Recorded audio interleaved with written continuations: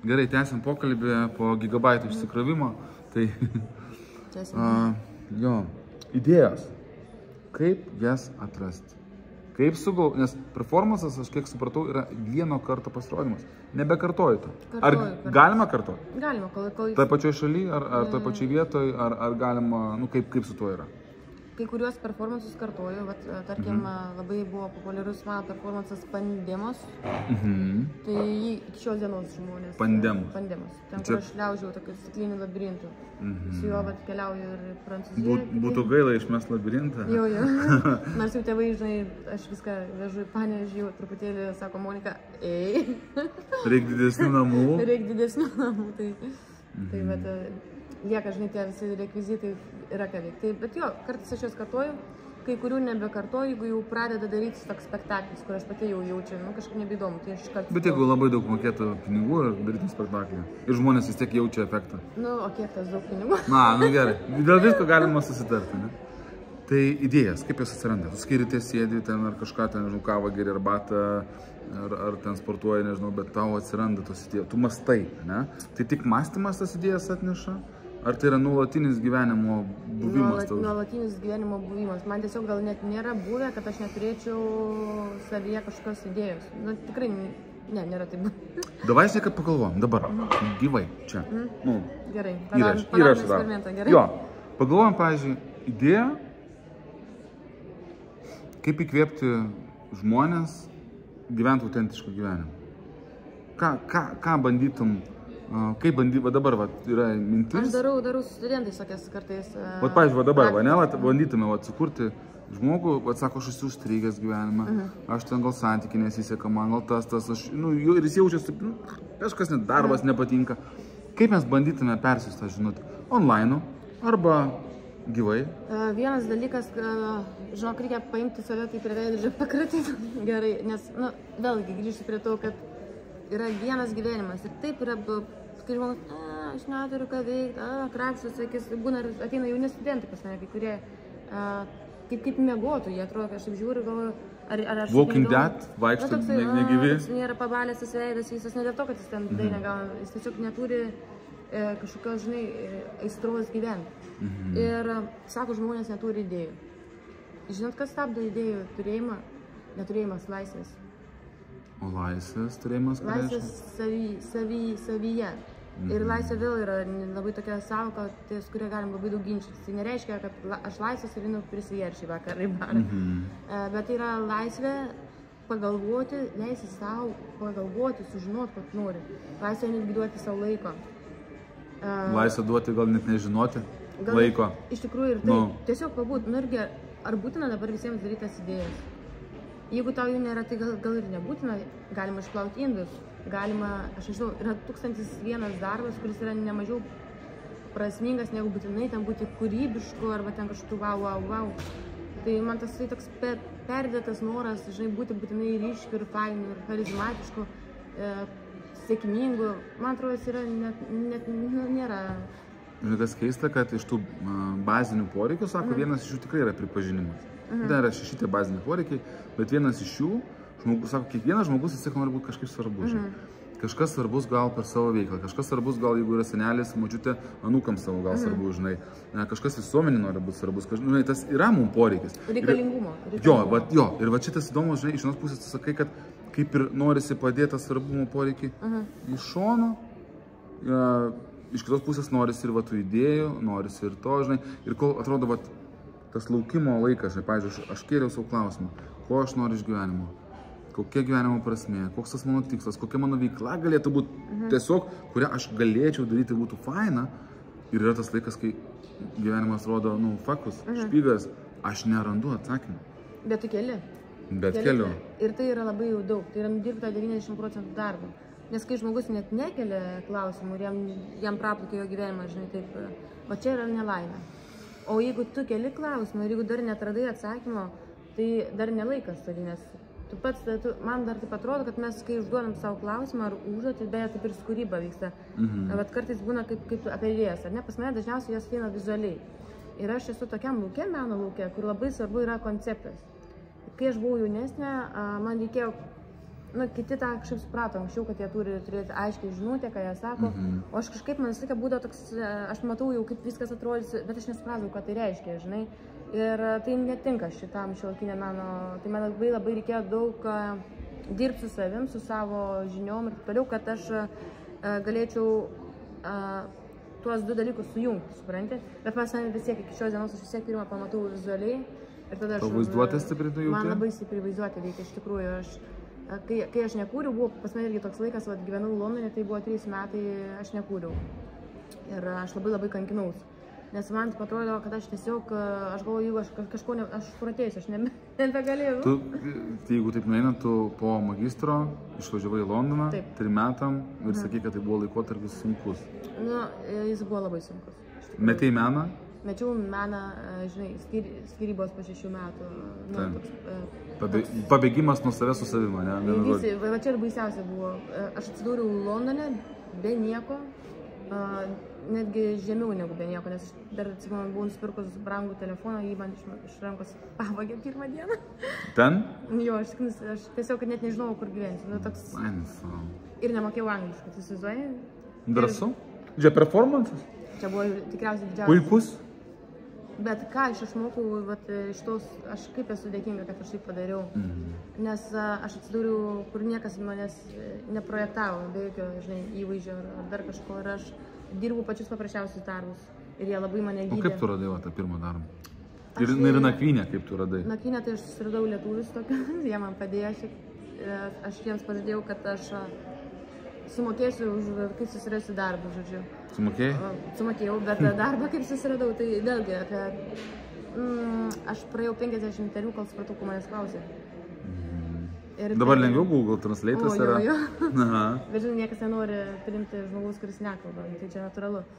Tai tie 3 metai aš padariau labai didžiulį, aš taip savimi didžiavau, žinai, po 3 metų. Ir dabar, pavyzdžiui, šiai dienai, man yra visai nebaisu, aš žinau, kad net jeigu mane padėtų kažkur Afrikoje su vaiku, aš išgyvenčiau, nes aš turėjau patirtį tą sukauptą. Koks buvo skaudžiausias taškas ten, būnant tuos 3 metus be savo veiklos? Buvo daug skaudžių. Tai vienas dalykas, žinai, labai sunkiai atsitęsiau po skyrybų. Kitas dalykas, aš negalėjau kurti. Trankiausi be vietos, toks visos traumos, žinai, ta mokyklos patirtis ir vėl toks visiškai buvo mano dugnas, sakykime. Bet vėl optimizmas. Čia visada mane išgelbė šitas dalykas. Bet aš galvoju, žinai, iš vienos pusės jauti dugną, reiškia emociškai, turbūt ir fiziškai jautiesi kažkaip palūžęs. Man visiškai viskas skaudėjo. Ragas, žodžiu, ne? Ir kažkurį vietą yra, nu, kaip sakai, gal tikėjimas Dievu, ar ten tas optimizmas, ne, jis yra kažkoks. Bet tai vyksta nuolatinė kova turbūt. Nes ar to pavyksta vienu metu jausti ir tą nusivylimą ir skausmą ir tą pozityvą, ar tai tiesiog nuolatinis besistumdymas toks vyksta? Visada žmogus svarbiausia turėti viltį. Viltį, tikėjimą. Ir tik tais tie dalykai, jeigu tu to neturi, nu, nežinau, man tai tas padėjo daugiausiai. Nes aš tikrai buvau, nu, ta prasme, aš net nenoriu to etapo kaip tos pradžios, po to ten, man taip sunku buvo, aš tiesiog galvojau, gal man reikia grįžti, gal aš čia nesąmonę padariau, ką aš čia veikiu. Bet man reikėjo tikrai atsitraukti nuo visko ir susidurti su savim. Ir pažiūrėti, ar ta Monika, kokia jinai yra stipri. Ir aš tikrai esu žmogus, kuris tapo stipriu. Aš, žinai, būna kiti organiškai yra stiprus patys iš savęs. Tai aš tokia nebuvau. Aš buvau labai vaikiška, ne pagal metus vaikiška. Aš slapta dar žaisdavau su lėlėm, kai jau kiti nebežaisdavo. Aš tą dar atsimenu, man gėda būdavo, bet galvoju, taip įdomu. Bet tokius fainus, ne? Saugė, gali leisti Lego statyti. Nu, jo. Čia viskas gerai, Lego tai galima, žinai.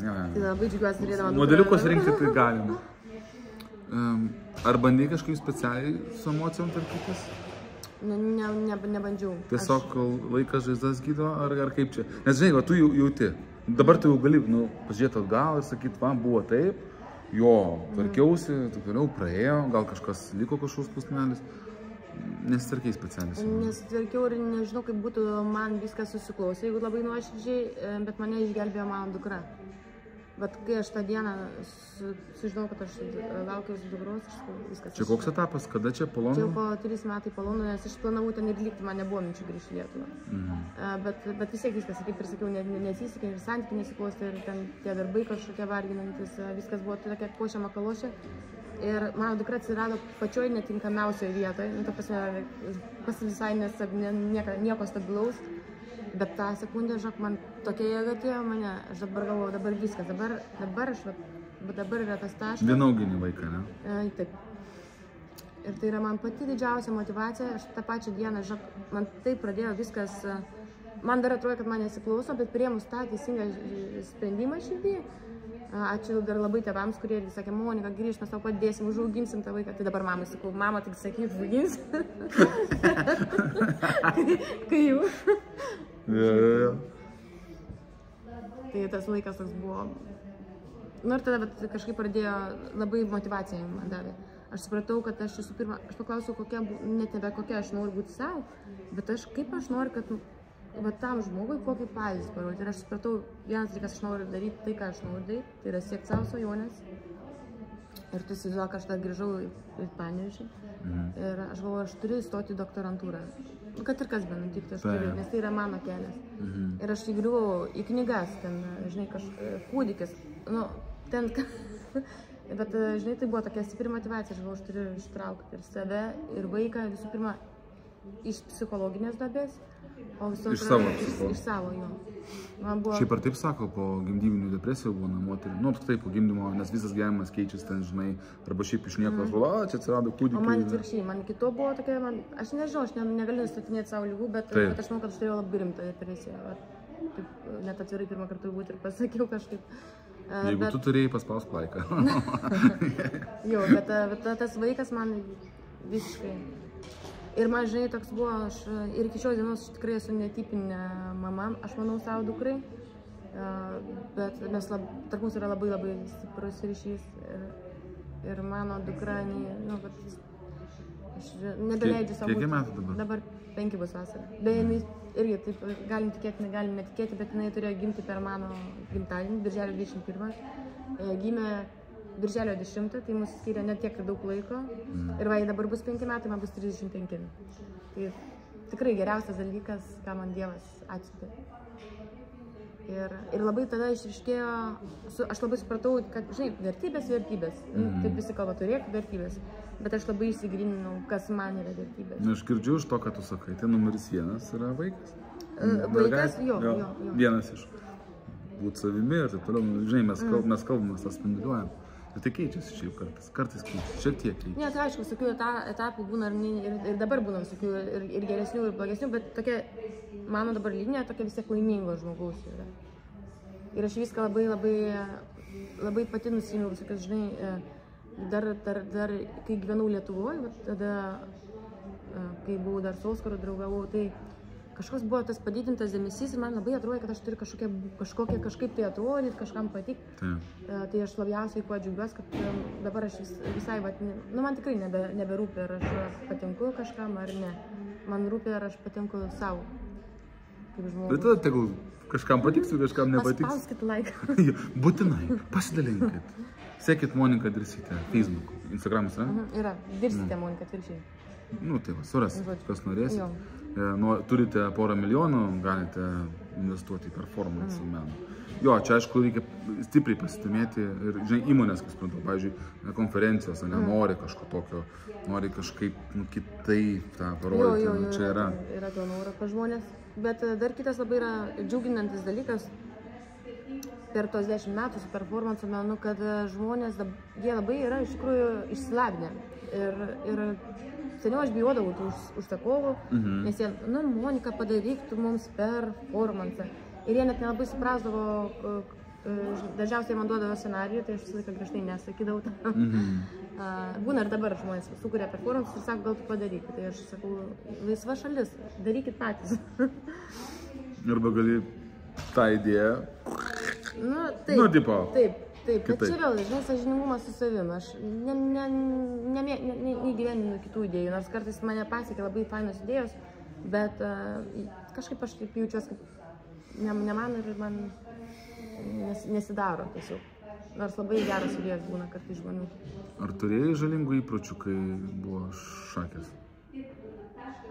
Rūkimas, alkoholis, taip toliau. Bandėjai skandinti tą visą šią jausmą, žinai? Visko buvo.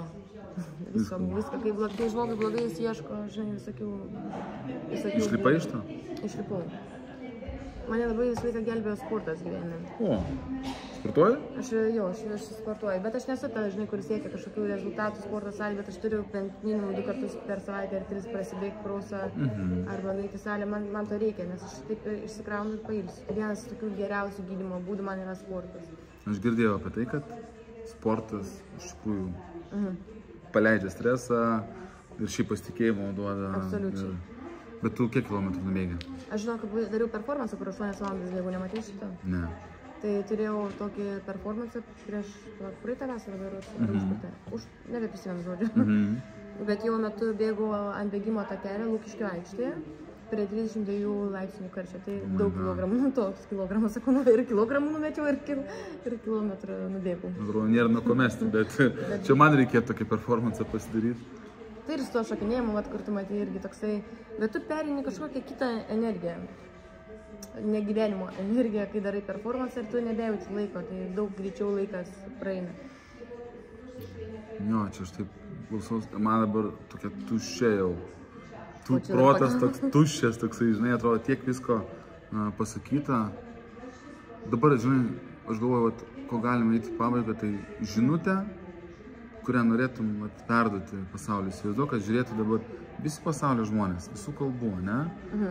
Ir tu turi tą eterį ir kokią žinutę norėtum visiems paliesti? Visų pirma, jeigu žmogus turi savo svajonę ir jam labai nesiseka, nes tikrai būna visiems, kad nesiseka, arba išlaukti, nepasiduot. Ir tai aš kalbu net, tai turi praeiti 10 metų, kad tu pradėtum, aš tikiu to tais 10 metų, kad po jų kažkaip pradeda žmogui ateidinėti. Ir kad ir mažai žingsniais, kiekvieną dieną padaryti kažką dėl tos svajonės, net ne dieną, 3 kartus per savaitę, jeigu tu nori nutapyti paveikslą, pradėti. Bet veiksmas jis kūrė rezultatą. Ir kartais žmonės jie nepadaro to rezultato, nes jie nepadaro paprastų pirmo veiksmo. Svajonė labai didelė ir atrodo, jos niekada nepasieksi. Bet jeigu tu koncentruojasi, ką padaryti šiandien, kaip atsiversti eskizą nusipiešti svajonės. Ir po truputį, jeigu man dabar parodytų, ką mes dabar kalbam, prieš tuo metu, kai aš, tarkim, net ir Londone buvau, kur iš viso, jokios durys, visur juoda, kažkokie darbai, kaip man grįžti į meną, bet aš niekada nepaleidau minties. Aš gyvendama tuo metu Londone, dar vieną istoriją papasakosiu, gavau pakvietimą architektūros bienalėje parodyti performansą. Įdomu. Londone pakviečiu? Jo. Lietuvaitė, kuri visai, ir aš tuo metu visiškai jokių pinigų neturėjau, absoliučiai. Vis tiek aš susikaliau dėžę, aš nukeliavau į Veneciją be pinigų, visiškai. Ir tu, žinok, man visai gerai tam viskas susiklausė, nes man susiklausė kartais, bet kartais tu darai žingsnius, net nežinau, nei kaip aš ten, kur aš ten gyvensiu, bet viskas laimingai baigėsi, žodžiu. Tai, žinok, kokia drąsa?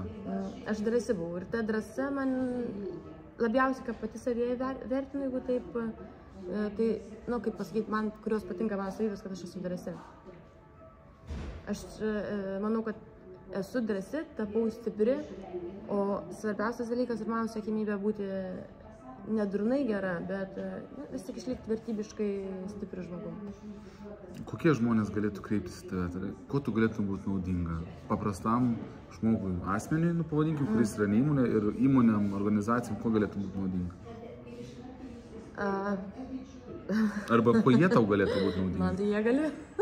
Arba kuo jie tau galėtų būti naudinga? Tarkim, aš darau ruošiu vieną labai įdomų projektą, kuris yra susijęs su Lietuva. Tai bus performansas, skulptūra, susijusi su tremtiniais, nes mano seneliai buvo tremtiniai. Jo, tai turiu labai stiprų projektą, kam jį parodau, ta prasme, aš jo tikiu milijardų procentų ir turiu tremtinių palaikymą, bet dar nežinau, kaip jį fiziškai, finansiškai gyventi, nors jau dalį irgi turiu pinigų surinkus tam, tai nežinau, toks lietuviškas dalykas. vadinsis atminties podiumas, nes manau, kad negalima istorijos pamiršti, bet tai reikia prisiminti šių dienų kalbą, kad jinai būtų suprantama mano studentams. Tai jūs suprantate, kas turite resursų, finansų, gali rašyti Monika Indricytė. Ir tai ne mano uždarbiai tie pinigai, tai visiškai aš net nekalbu apie tai. Ir ta skulptūra tikriausiai stovės Tuskulėnų parke. Bent jau pats performances vyks ten, kur buvo labai daug išžudyta lietuvių. Bet galėsiu atsiųsti po to projektą gal. Kad nebaigtume visiškai kraupę gaidą, nes, kaip ten sako, realybė yra realybė, žinai, čia ta tamsioji žmonių pusė, žinai, tamsioji mūsų pusė. Gera, kabutėse bloga, arba žiūri, žinai, jinai yra kažkodėl, nepaaiškina, aš negaliu paaiškinti to pasaulį ir gal aš to nepaaiškinsiu. Kodėl taip yra, žinai, bet šviesą kažkaip pamatyti verta, ne? Verta. Tai pabaigai, kaip pamatyti tą šviesą, žinai? Kaip pamatyti tą šviesą, net jeigu šiandien iš tikrųjų sunku ją pamatyti? Aš tai pasakyčiau pasimelst. Čia mano, bet žinai, žmonės, kurie netikė. Pasimelst į kažką bent, pabandykit. Galų galia išeiti į parką. Į save. Nežinau. Kitą kartą iš tikrųjų, žinai, būna taip pradėti dūsiuose savo mintise, gal tiesiog labai gerai yra kitą kartą naiti. Nežinau, paratuoja rūbų. Kartais reikia kaip tik net nebandyti ten knaičiotis, nes vis tik nesiieškai, nes jos nerandi. O tiesiog tą dieną pagyventi galų galia paviršutiniškai, pasakė menininkė. Ačiū tau labai, aš Saulius Bogdonas ir mūsų pašnekovė Monika Dircytė. Ačiū labai. Sekite ją Facebook'e, Instagram'e irgi taip pat susirasite. Gal turėsite asmeninių klausimų ar pastebėjimų, idėjų, norų ir taip toliau. Nebūtinai gausite, taip gali būti, kad gausite ne. Čia kaip žinai, išmokai jo. Patiko video, spauskit patiktuką. Jeigu esate tas pats pašnekovas, kuris nori pasidalinti, gali būti, kad ir jūs pakalbinsiu. Nebūtinai, bet taip. Ir galų gali, jeigu netrašau, arba po kažkiek laiko netrašau, išmokite būti atkaklus kaip Monika. Nes tiesiog gal aš tiesiog pamiršau. Taip, atkaklumas yra labai labai svarbi savybė. Sieki ir sieki. Kaip jautiesi po pokalbio? Žinau, kažkaip gera, nes man patinka tai, ką tu darai. Ir šiaip fainas ryšys tarp mūsų. Ačiū tau. Ačiū Jums. Ate. Dėkoju.